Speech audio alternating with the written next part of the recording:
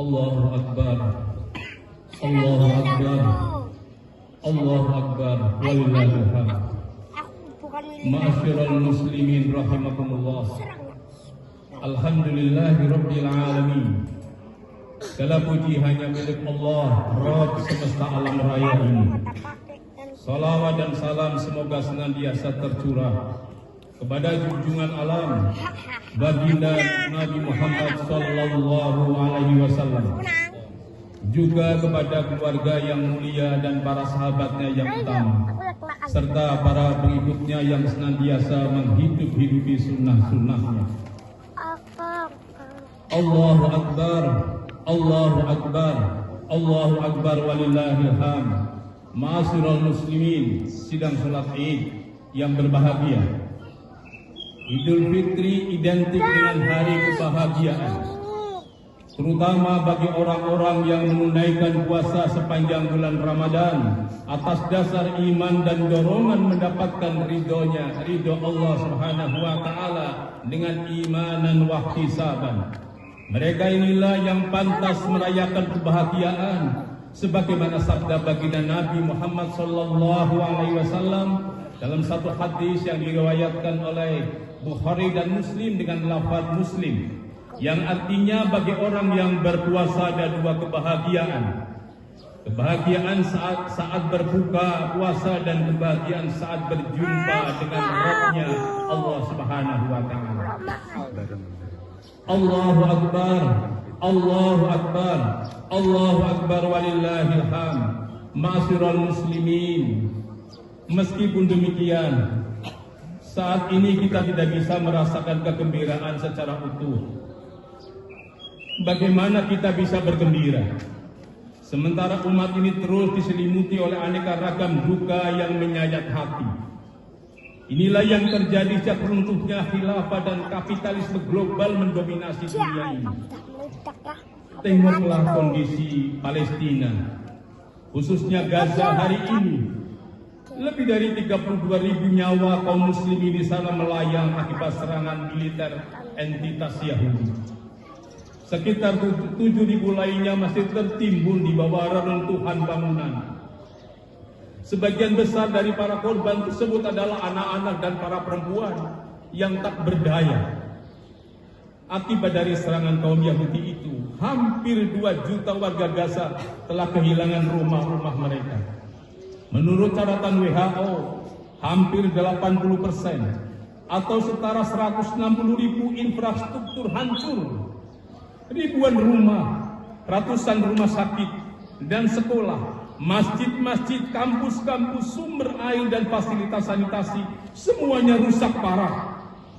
Diperkirakan butuh puluhan miliar dolar Amerika Serikat, juga butuh waktu lebih dari 70 tahun untuk memulihkan Gaza menjadi seperti sedia kala. Kini sebagian besar mereka menjadi pengungsi dan tinggal di perbatasan Gaza dan Mesir yang luasnya hanya sekitar 3,5 kilometer saja atau seluas 500 lapangan sepak bola. Bisa dibayangkan jamaah yang berbahagia. Di samping terus terancam oleh serangan bom dan keganasan tentara Yahudi laknatullah, mereka juga terancam kelaparan yang mengakibatkan kematian.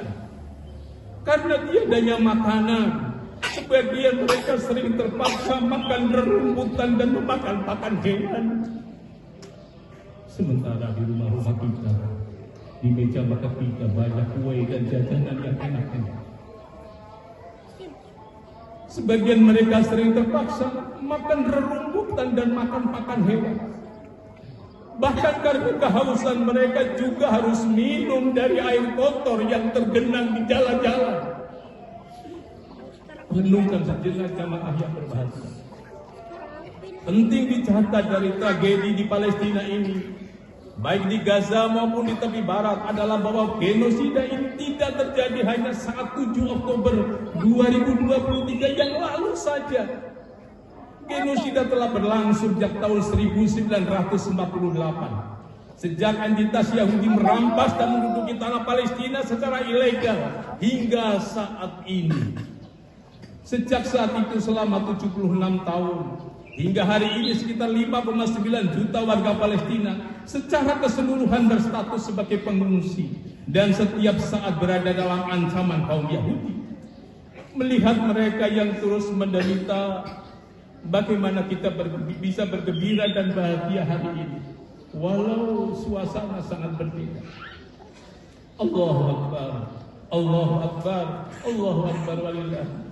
Masyarul muslimin, yang lebih menyakitkan para penguasa di negeri-negeri Islam, khususnya para pemimpin Arab, sekali lagi para pemimpin Arab sampai hari ini masih tetap tak bergerak dan tak begini.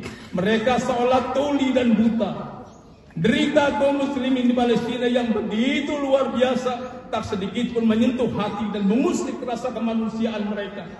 Sebagian besar mereka hanya melayangkan kutukan dan kecaman, itu pun penuh dengan kepura-puraan dan sekadar pencitraan agar dianggap punya kepedulian.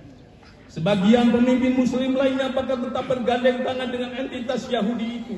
Padahal tangan Yahudi durjana itu masih berlumuran darah ribuan para syuhada, juga puluhan ribu kaum muslimin yang terluka. Allahu Akbar walillahil hamd. Masyarul muslimin rahimakumullah. Menyaksikan semua derita kaum muslimin Palestina yang amat menyakitkan ini, sepantasnya kita bertanya, di mana Islam, di mana ukhuwah Islamiyah yang sering kita dengungkan dan kita suarakan? Bukankah semua kaum muslimin bersaudara sebagaimana Allah tegaskan, bismillahirrahmanirrahim, innamal mu'minuna ikhwah, sesungguhnya orang-orang mukmin itu bersaudara. Kita pun layak bertanya, manakah hasil dari ibadah puasa kaum muslimin selama Ramadan? Bukankah puasa Ramadan seharusnya membuat para pelakunya